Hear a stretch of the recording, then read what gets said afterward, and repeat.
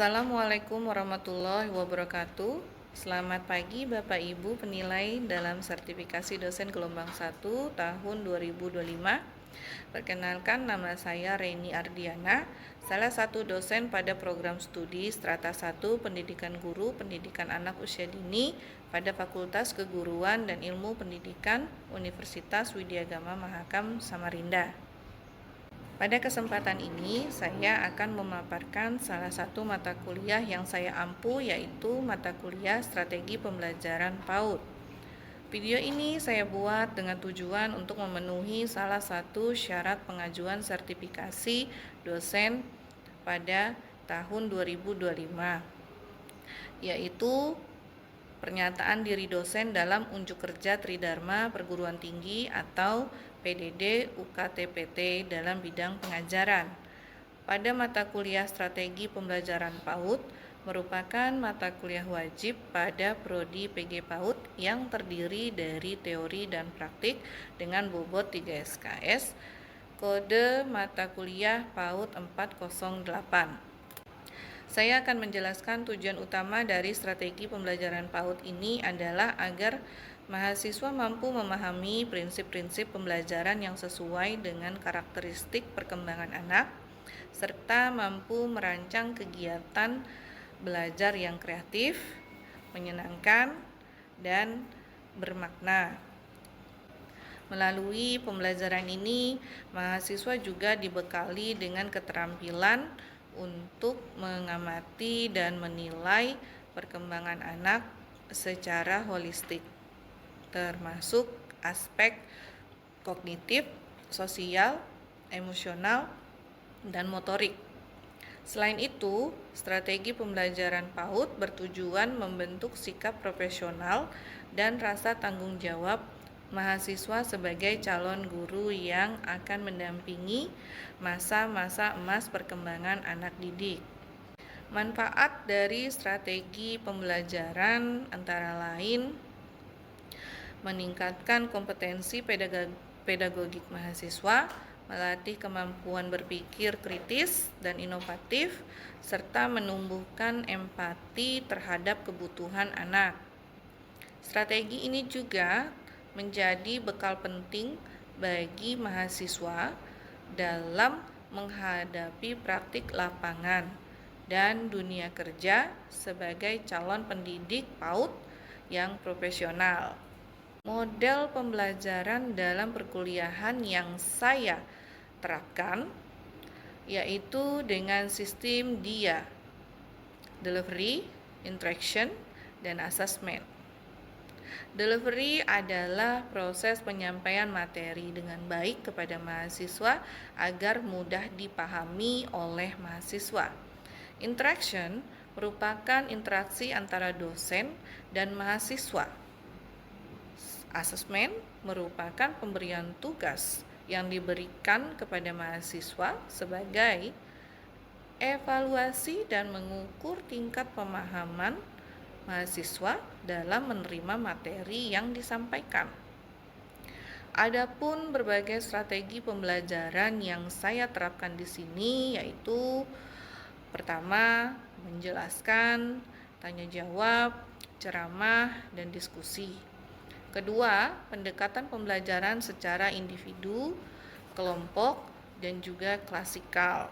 Dan ketiga, pemberian tugas baik individu ataupun kelompok, serta memberikan kesempatan untuk mahasiswa mempresentasikan tugas yang diberikan. Dalam proses pembelajaran, saya selalu berupaya menciptakan suasana kelas yang partisipatif dan reflektif, di mana mahasiswa tidak hanya memahami konsep, tetapi juga mampu merancang dan mengevaluasi strategi pembelajaran yang tepat untuk anak usia dini. Penggunaan pembelajaran yang variatif serta studi kasus lapangan menjadi bagian dari metode yang saya terapkan untuk mendekatkan teori dengan praktik di lapangan. Media pembelajaran yang saya pakai terdiri dari perangkat keras dan perangkat lunak. Perangkat keras yaitu laptop, papan tulis, serta LCD dan infocus. Perangkat lunak ada WA dan Zoom, Google Meet, juga electronic book dan jurnal. Deskripsi mata kuliah ini, mata kuliah disajikan bagi mahasiswa program pendidikan guru PAUD yang mempelajari tentang konsep dan teori strategi pembelajaran, hakikat, konsep belajar dan prinsip-prinsip belajar anak, prosedur penyusunan perencanaan pembelajaran RPPM dan RPPH, melakukan simulasi mengajar micro teaching, serta merefleksikan praktik pembelajaran berbasis bermain. Mata kuliah ini menekankan pada pengembangan keterampilan pedagogik, kreativitas, dan sikap profesional dalam mendampingi proses belajar anak secara holistik dan menyenangkan. Adapun capaian pembelajaran dalam mata kuliah ini: 1. Mahasiswa mampu menjelaskan konsep dasar strategi pembelajaran anak usia dini secara tepat. Kedua, mahasiswa mampu menganalisis berbagai pendekatan dan model pembelajaran yang sesuai dengan karakteristik anak usia dini. Yang ketiga, mahasiswa mampu merancang kegiatan pembelajaran yang inovatif dan berpusat pada anak. 4. Mahasiswa mampu menerapkan strategi pembelajaran melalui bermain dalam simulasi kelas. Yang kelima, mahasiswa mampu melakukan refleksi dan evaluasi terhadap pelaksanaan strategi pembelajaran. Yang keenam, mahasiswa mampu menunjukkan sikap profesional, kreatif, dan peduli terhadap perkembangan anak. Berikut adalah proses pembelajaran mata kuliah strategi pembelajaran PAUD yang biasa saya lakukan di kelas. Selamat menyaksikan. Assalamualaikum warahmatullahi wabarakatuh. Selamat pagi semua. Pagi, Ibu. Seperti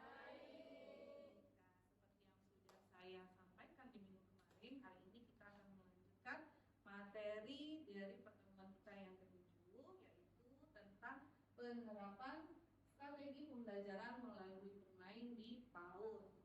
Sebelum kita mulai, alangkah baiknya kita berdoa menurut agama dan kepercayaan kita masing-masing.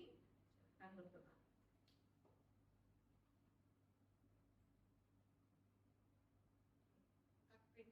Baik, di sini ada pendahuluan dulu Ibu paparkan ya, yaitu tentang bermain adalah aktivitas alami anak yang penuh makna di PAUD. Jadi bermain ini menjadi sarana utama untuk mengembangkan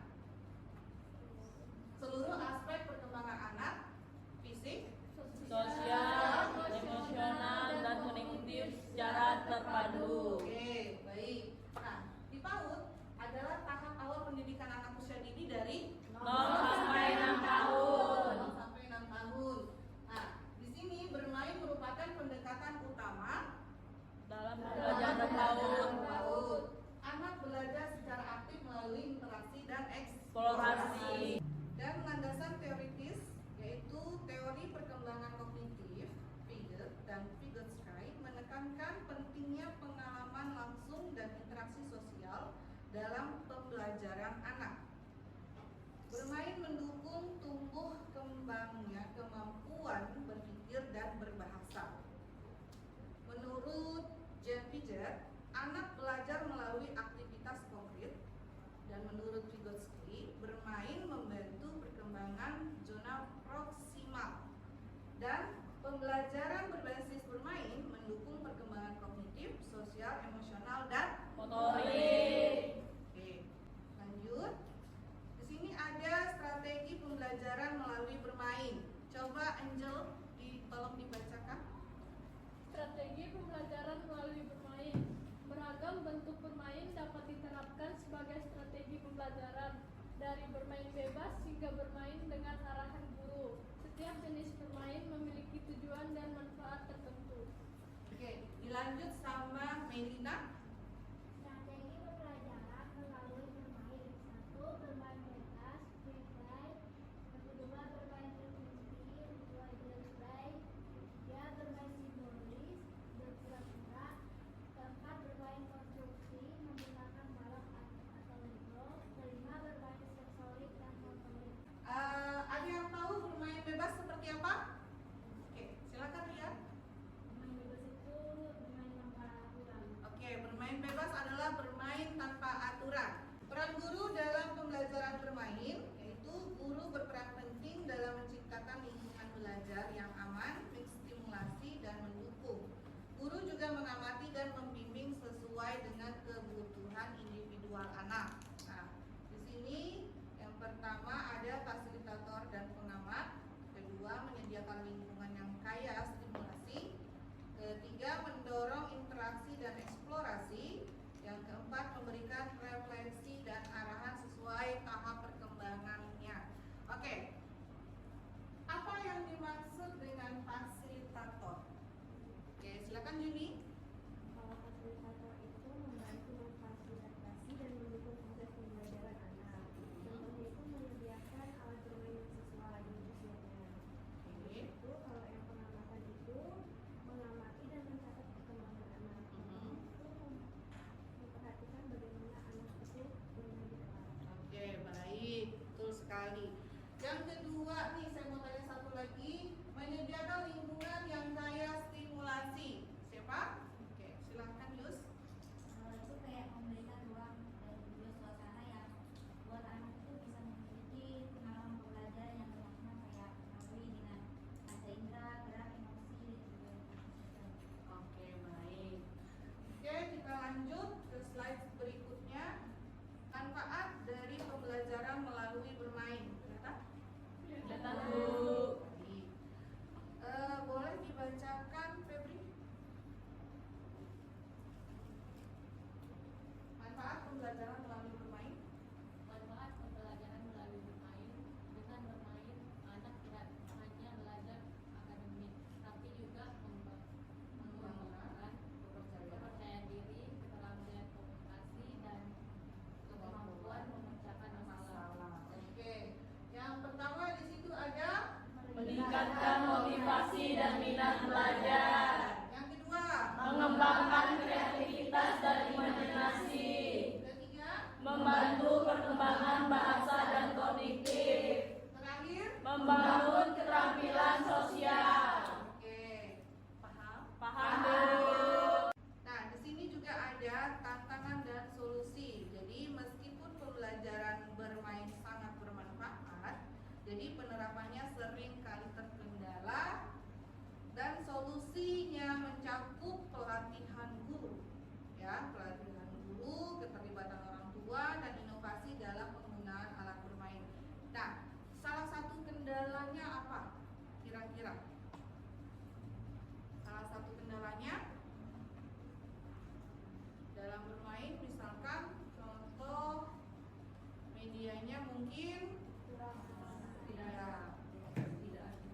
medianya kurang kreatif, inovatif mungkin ya kan, atau media yang digunakan selalu itu saja yang sehingga mungkin anak-anak bosan untuk memainkannya seperti itu. Oke.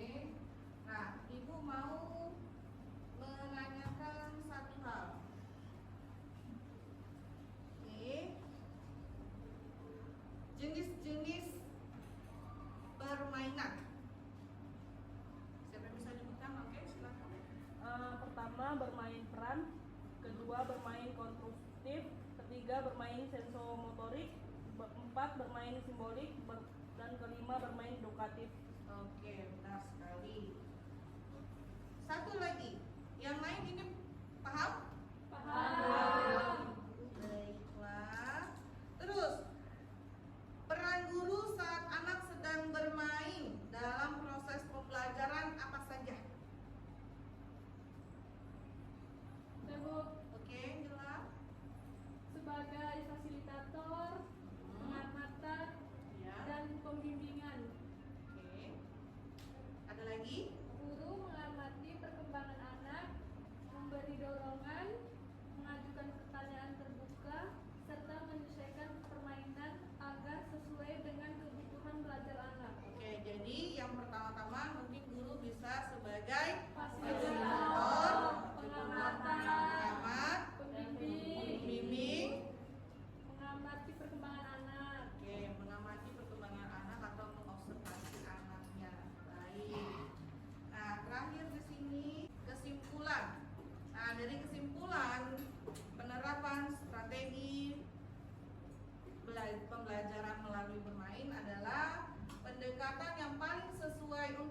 usia dini, yaitu kolaborasi antara pendidik, orang tua, dan komunitas sangat dibutuhkan untuk mendukung keberhasilannya. Ya, Ibu mau berikan contoh, yaitu tentang yang sering dibuat sama guru ya, itu adalah RPPK dan RPPM. Nah, di sini Ibu membuat hanya RPPK-nya saja ya. Jadi yang pertama itu biasanya adalah tema ya.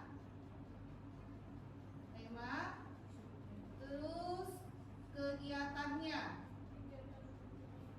kegiatan bermainnya misalkan ya. Dan ada namanya apa yuk? Tujuan Perkembangan. Oke, tujuan perkembangan.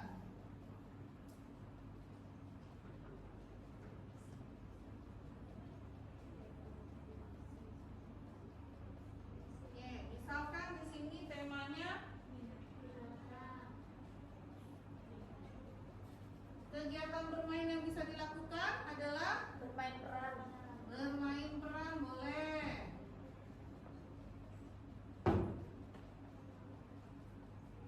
Apalagi? Membuat topeng. Boleh membuat topeng binatang.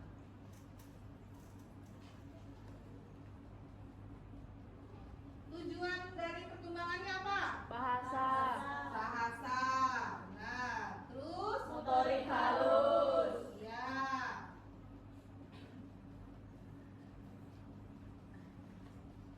Apalagi? Kreativitas. Kreativitas, karena dia ada membuat ya. Membuat Kreativitas.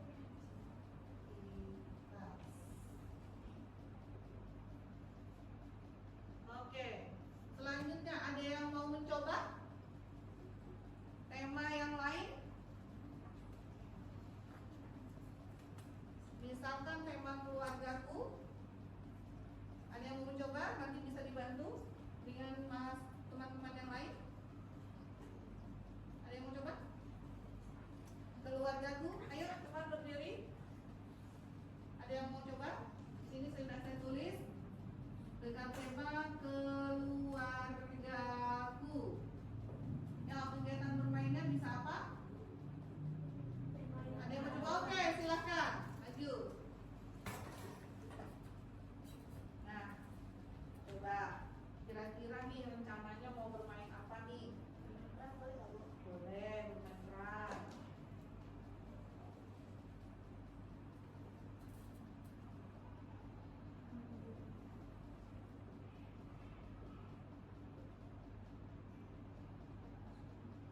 Ada yang mau menambahkan?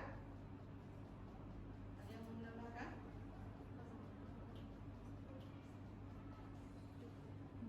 Ada yang mau menambahkan? Tidak ada? Coba tujuannya apa? Ya, kira-kira. Bahasanya Bahasa, benar sekali. sosial. Sosial, emosionalnya juga bisa, terus motoriknya juga bisa. Kasar ya.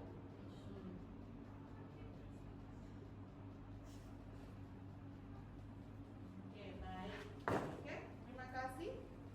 Silakan kembali. Nah, itu tadi adalah contoh dari kita dalam strategi pembelajaran PAUD. Artinya kita harus merancang sebuah kegiatan yang nanti akan kita berikan kepada anak-anak. Nah, ada tema, ada kegiatan bermain, dan dari kegiatan bermain apa tujuannya? Gitu. Oke? Jadi paham dari sini? Paham. Oke. Sebelum saya menutup perkuliahan hari ini, saya ingin menanyakan kembali tentang pemaparan saya dari awal dan sampai akhir, ya. Nah, yang bisa menjawab silahkan raise hand. Saya ingin membuka pertanyaan, apa yang dimaksud dengan pembelajaran, strategi pembelajaran PAUD? Ada yang tahu? Strategi pembelajaran PAUD. Oke, silakan. Strategi pembelajaran PAUD itu adalah cara atau pendekatan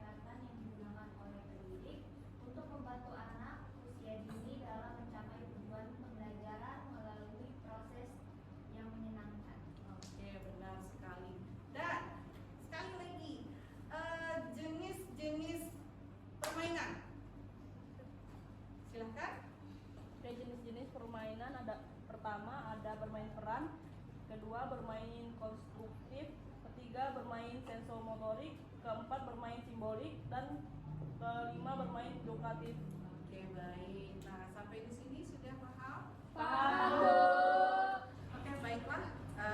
Selesai dari pemaparan materi Ibu ingin merefleksi kegiatan materi kita hari ini ya, kegiatan pembelajaran kita hari ini dengan Ibu mau menanyakan kepada kalian ya, apakah kalian sudah mengerti dan paham itu kan dari materi yang Ibu dapatkan.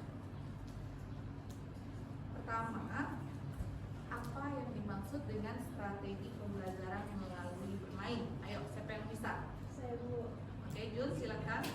Itu pendekatan pembelajaran yang menjadikan bermain sebagai inti kegiatan belajar anak usia dini.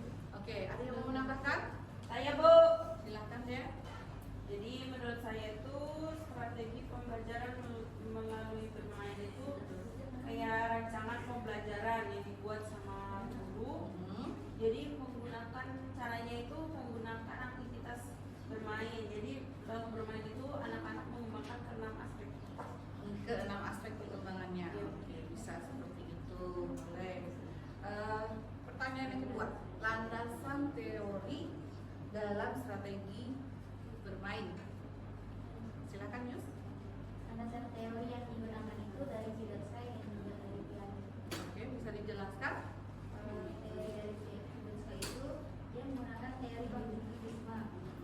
Teori itu menyatakan bahwa pengetahuan itu dibangun sendiri oleh peserta didik melalui pengalaman. Nah, kalau yang Piaget itu menggunakan teori belajar kognitif, itu menekankan pentingnya proses berpikir anak dalam memahami informasi baru. Oke, bisa seperti itu. Dua, landasan teori yang Ibu paparkan tadi ya, sama seperti yang dilanjutkan oleh Yus. Nah, baik. Yang ketiga, sebutkan peran guru. Silakan. Guru sebagai fasilitator, Terus, terus, dan pembimbing. Oke, ada yang mau menambahkan? Silakan. Guru sebagai evaluator Evaluator. dan sebagai teladan atau role model, juga guru sebagai inovator. Oh, baik. Nah, di sini ada yang bisa nggak menjelaskan dari peran guru sebagai motivator? Ayo Bu. Oke. guru sebagai motivator itu seperti guru memberi dorongan semangat kepada siswa agar terus belajar, percaya diri dan tidak mudah menyerah. Oke, itu artinya motivator ya. Guru memberikan dorongan atau semangat ya kepada siswanya untuk mau mengerjakan tugas-tugas atau pembelajaran dari guru. Nah, sekarang yang kedua itu tadi apa? Pembimbing ya. Ya, sebagai pembimbing ada yang bisa menjelaskan? Saya Bu. Ya, silakan. Lebih guru sebagai pembimbing yang pertama menunjukkan kemandirian siswa dan membantu siswa mengenal dan mengembangkan potensi diri. Oke, bisa seperti itu ya. Berarti dia membimbing siswanya ya, memberikan pelajaran arahan gitu kan pada siswa agar dia bisa mengerjakan dan mau mengerjakan sebagai pembimbing ya. Dan yang ketiga sebagai pengamat, ada yang bisa? Ya, silakan. Olah. Guru memiliki tanggung jawab untuk mengamati, mencatat, dan menganalisis perilaku, perkembangan, dan interaksi anak dalam konteks pembelajaran. Dalam konteks pembelajaran ya di kelas. Nah, itu adalah yang penjelasan tentang motivator, pembimbing, dan pengamat, dan masih banyak lagi yang untuk peran-peran guru itu. Nah, saya harap kalian nanti memahami dan bisa mengerti ya tugasnya guru itu apa saja ketika kalian sudah berada di lapangan nanti, ya kan? Nah, harus apa nih yang dikerjakan, harus apa nih kegiatan yang dibuat, ya kan? Sebelum kita memberikan pelajaran, berarti kita membuat rancangan kegiatan dulu, ya kan? Di rancangan kegiatan kita masukkan strategi apa yang kita mau pakai atau kita gunakan di dalam kelas untuk anak didik, seperti itu. Terakhir, Ibu akan memberikan tugas pada kalian, silahkan dicatat. tugasnya individu. Nanti kalian membuat tugas itu, merancang, setelah itu nanti dipresentasikan di kelas ya. Yaitu membuat rancangan pembelajaran dengan melalui bermain. Jadi boleh nih, tadi kan permainan ada yang bermain simbolik, ada yang bermain peran, ya kan, ada yang sensori motor. Pokoknya itu silahkan kalian gunakan. Temanya apa? Temanya bebas. Silahkan, mau temanya binatang, mau temanya tumbuhan, tanaman, ya, itu tidak masalah. Yang penting dibuat rancangannya sedemikian rupa. Nanti setelah itu dipresentasikan minggu depan. Jangan lupa ya.